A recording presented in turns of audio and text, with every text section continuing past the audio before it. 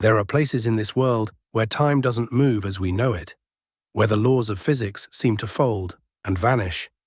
This is not a story about a missing flight. It's about a moment, a rift in reality itself.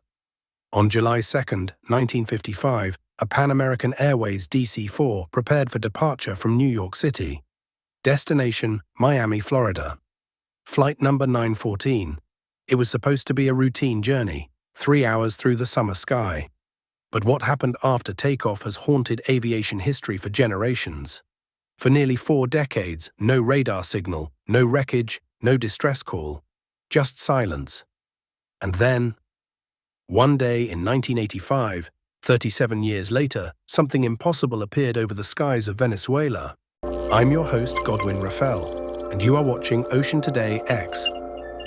The world has seen planes vanish before. Amelia Earhart.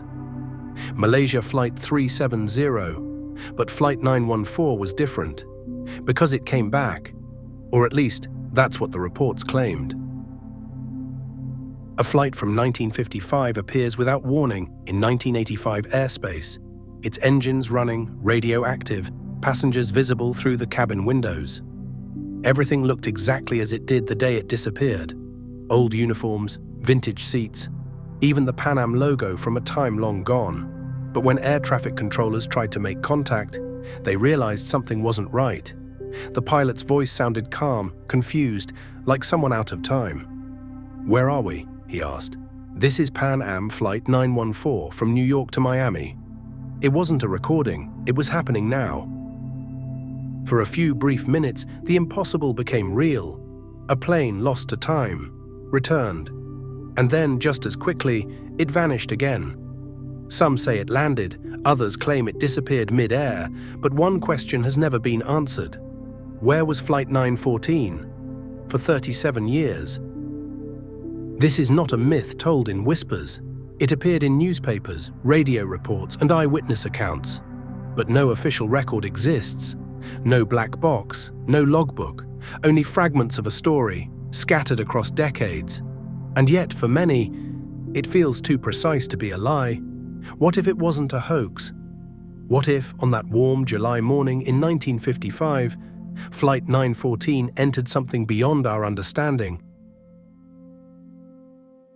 New York, July 2nd, 1955. The morning air at Idlewild Airport, what we now call JFK, was heavy with heat and anticipation. Pan American Flight 914 was scheduled for departure at 9:55 a.m.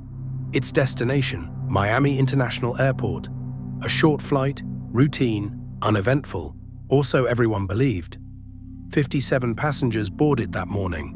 Businessmen, families, vacationers heading south for the summer. Among them, a mother holding her child, an elderly couple celebrating their anniversary, and a young co-pilot on his first long-range assignment. They would never arrive. The aircraft, a Douglas DC-4, was a sturdy 4-engine propeller plane. Reliable, trusted, a workhorse of post-war aviation. Flight Captain Reginald Wilson, 42 years old, had logged over 12,000 flight hours. He was the kind of man other pilots admired, calm under pressure, precise to the second. At 9:55 a.m., the control tower cleared Flight 914 for takeoff. Everything appeared normal. Weather, clear. Winds, calm. Visibility, perfect. The DC-4 taxied down the runway, lifted smoothly into the morning haze, and climbed into the clouds. Pan Am 941. Radar contact established. Have a good flight. That was the last confirmed message ever recorded from Flight 914. Minutes passed, then hours. At 11:23 a.m., Miami's control tower waited for contact. Nothing came through. No response, no blip on radar. The silence stretched on and on. By 12:15 p.m., the first signs of concern began. Air traffic control reached out to nearby towers along the route: Charleston, Jacksonville, Savannah. Each answered the same: no radar contact. Negative on Flight 914, soon Pan Am issued a statement. Flight 914, en route from New York to Miami, has lost radio contact and is presumed missing. Search teams were dispatched across the Atlantic coast. For weeks, Navy patrols scoured the ocean, believing the plane had gone down somewhere off Florida. But they found no debris, no oil slick, no emergency beacon, not even a scrap of metal. The aircraft had simply vanished. For the families of the 63 souls aboard, time stopped that day. The world moved forward, but they remained suspended in the moment of disappearance. Birthdays passed, calendars changed, entire generations grew up, while Flight 914 remained frozen in rumor and silence. There were no survivors, no answers, only questions, and a growing unease that what had happened was not just an accident, but something else entirely. Years later, reports would surface, whispers of strange radar echoes in Caribbean airspace, flickers of radio transmissions speaking in old Pan Am codes long retired, voices calling from the past. But in 1955, no one knew any of this. To the world, Flight 914 was gone, another tragic footnote in aviation history, its passengers forever lost to the clouds. Yet, the sky remembers. And somewhere, beyond the reach of our maps and our understanding, something was waiting to return. A faint voice breaks through, barely audible. "This is Pan Am Flight 914, requesting position check. Do you copy?" In the summer of 1955, the world watched as Pan American Airways announced what no airline ever wants to say. Flight 914 was missing, 63 souls, gone without a trace. But even in tragedy, there are always footprints, signals, wreckage, records. This time there were none. The DC-4 was last seen 300 miles south of New York, cruising at 10,000 feet. At 10:07 a.m., its radar signature vanished. No mayday, no transponder ping, just silence. Over the next 72 hours, search and rescue operations swept the Atlantic coastline from Maryland to the Bahamas. Hundreds of square miles of ocean were scanned. Not a single trace of Flight 914 was found. At first, investigators suspected catastrophic engine failure, perhaps an onboard fire or structural collapse. But these explanations fell apart quickly. There were no oil slicks, no floating debris, no life rafts. Even the emergency beacon, designed to transmit on impact, never spoke a word. It was as if the plane had never existed.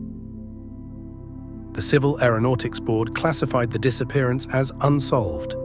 Pan Am quietly closed the case, citing unknown mechanical failure. Families received formal letters of condolence. Insurance companies issued payments. Life moved forward, or tried to. But for the people left behind, questions grew darker. Where do you search when the sky itself erases something? Months turned into years, but strange reports began to emerge.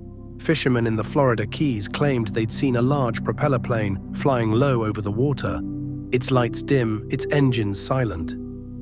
A Cuban Air Patrol reported a ghost signal on their radar in 1961, moving at impossible speed before vanishing again. Each time, the description was eerily similar, a 4-engine Pan Am DC-4 marked with an outdated logo that hadn't existed since the 1950s.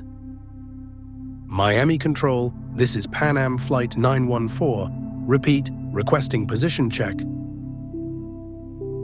No one could trace the signal, and when investigators played back the recording, the voice was gone. By 1969, most had forgotten Flight 914. Its story faded into the long list of aviation mysteries. Another tragedy written in the language of loss. But the truth would not stay buried. 2 decades later, a routine morning at the Caracas Air Traffic Control Tower would change everything. At exactly 9:12 a.m. on March 9, 1985, a radar operator noticed something unusual, an aircraft appearing out of nowhere. Old, outdated, but real. And the transponder code it transmitted was one that hadn't been used since 1955.